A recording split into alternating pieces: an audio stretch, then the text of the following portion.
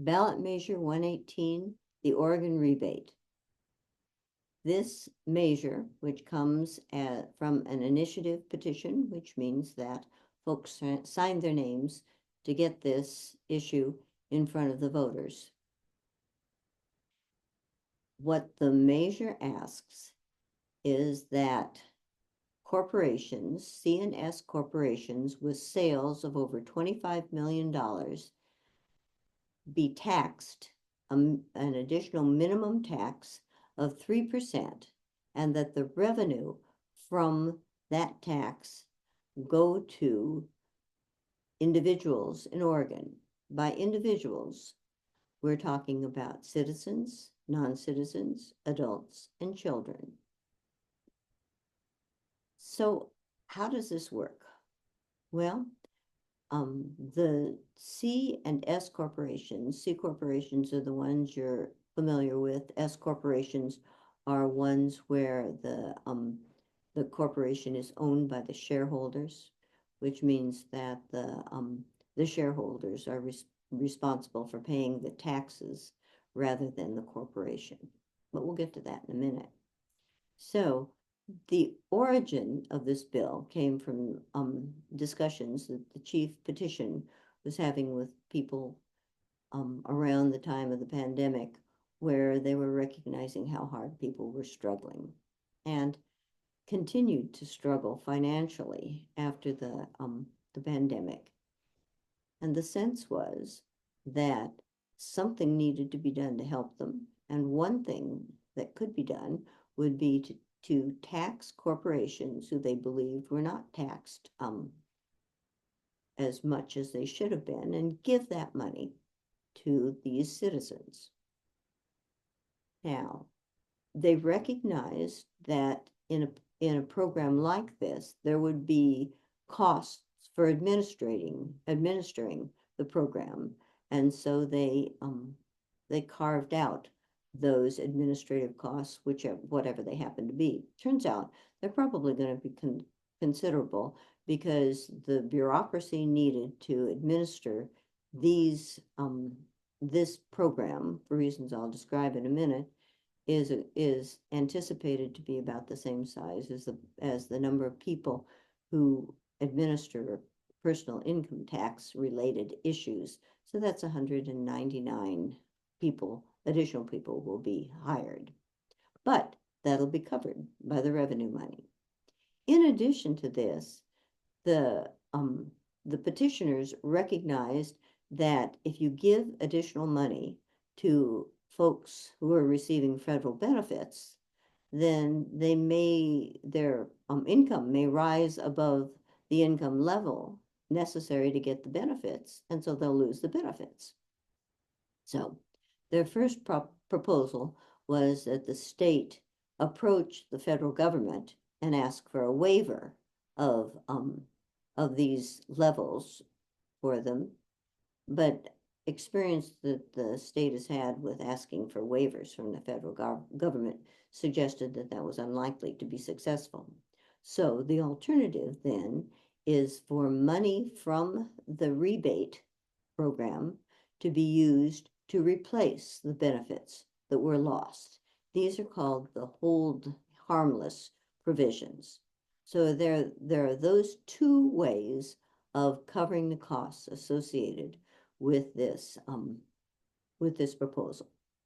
So what's the basis for thinking that this is an appropriate thing to do? Well, there are studies on similar programs called universal guaranteed income.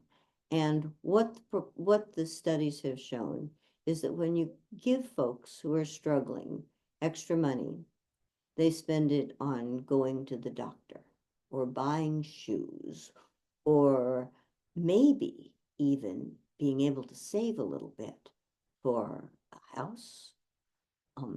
All those things that are impossible to conceive of now are made possible by this guaranteed income. Now, the problem is that the state Legislative Revenue Office anticipates that the expenses associated with the this program will exceed the revenue. So the question then is, how can that be? And there are a number of things that that explain the costs of the program. Some are relatively straightforward, such as the concern from businesses that this will end up raising the cost of their products. So imagine that what you're doing is planning on building a deck. Well, there's a cost, a sale cost, when the lumber is sold at 3%. There's another cost when the lumber is milled. There's another cost when you go and buy it at Jerry's. So all of those costs will accumulate. This is called pyramiding. And the assumption then is that the overall price of items will increase because the various groups along the way can't absorb the tax. They'll need to pass the tax on to the purchaser. So that's one place where there are seen to be disadvantages here. These are taxes on sales rather than on profits. And there are a number of businesses that have very small profit margins, but large sales. So they'll be taxed on the sales. Now, there also are some unanticipated consequences that the Legislative Revenue Office has identified. One of them is the effect of the corporate kicker. Just as there's a kicker on personal income when the budget forecasts don't match the revenue forecasts and we get more money than we're supposed to need, that money goes back to people, but it doesn't go back to corporations. When the corporation kicker is instead used to fund K through 12 education. Now, the problem here is that the corporate kicker is required to fund K through 12 education, but it is also required, the money, the revenue is also required to fund the Oregon rebate. So there are two demands on that revenue stream. It cannot, according to the ballot measure, come from the rebate bucket. So it has to come out of the general fund. So that's a hit to the general fund. There also are consequences for shareholders of S corporations. There aren't a lot of S corporations of this size, but what happens is that the shareholders pay the tax that would pay this minimum tax. So that means that their income is reduced. So that means the tax on that income that goes into the general fund is reduced. So those are the ones that are easier to explain. The bigger hits come from the tax system that we have, which has two ways in which corporations can be taxed. There's a rates-based tax and there's a minimum tax. And now let me fast look at my notes to make sure I've got this exactly right. So the deal is that with that, what happens is that a corporation pays the maximum of either the rates-based tax or the minimum tax. And it is predicted by the Legislative Revenue Office that the balance in these payments is going to change. That is to say that there would be an increase to the state in revenue from the minimum tax, which is what we're talking about, but there'd be a reduction in revenue from the rates tax.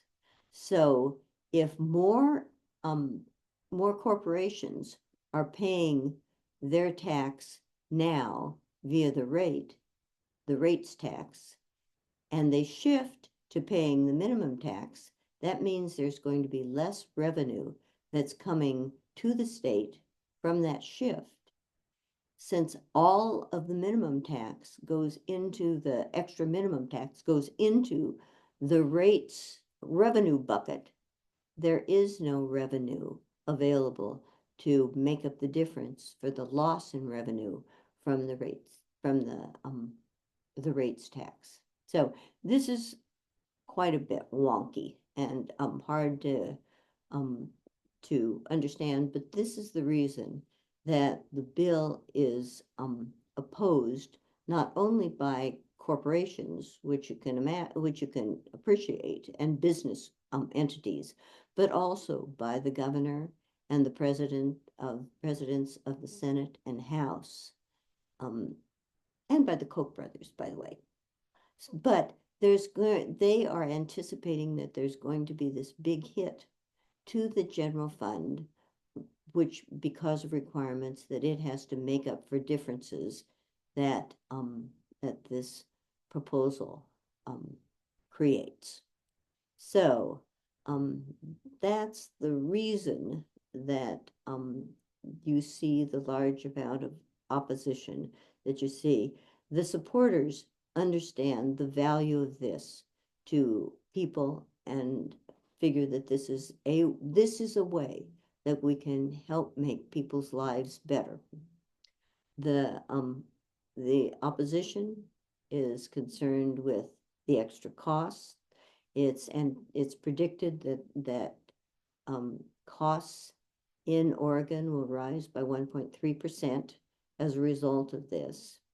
There is also some concern that the tax is for every individual in Oregon, which means there is no differentiation between folks who really need it and folks who don't.